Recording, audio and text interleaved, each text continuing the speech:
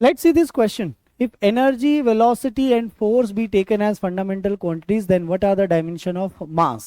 तो obviously mass का जो dimension है वो energy की dimension की power A, velocity की dimension B और force की dimension C पे depend करेगा. Dimensionally लिख लेते हैं. ये M है, एनर्जी हो जाएगा आपका M L square T minus two की पावर हो गई ए, वेलोसिटी है एल टी माइनस वन की पावर हो गई बी और फोर्स है तो M L T minus two की पावर सी. एक काम करते हैं, एम की पावर को इकट्ठा कर लेते हैं, एल की पावर्स को अलग कर लेते हैं.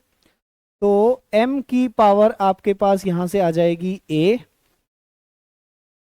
प्लस सी, देन एल की पावर में आ जाएगा 2a प्लस बी प्लस सी और टी की पावर में हमारे पास आ जाएगा -2a minus B and -2c.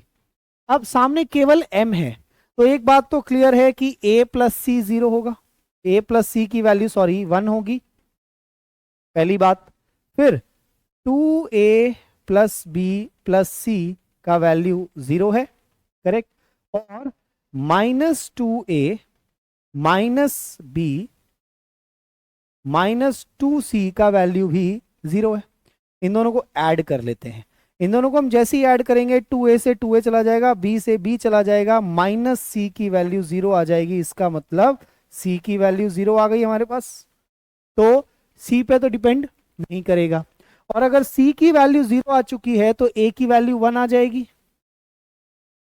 और a की वैल्यू 1 आ गई है तो किसी में भी पुट कर लीजिए. 2a प्लस बी प्लस सी की वैल्यू 0 है तो 2 इंटू 1 प्लस b कैलकुलेट करना है और c 0 है इक्वल्स टू 0.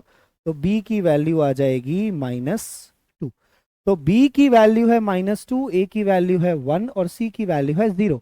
तो इसका मतलब इसका आंसर होना चाहिए e v की पावर -2.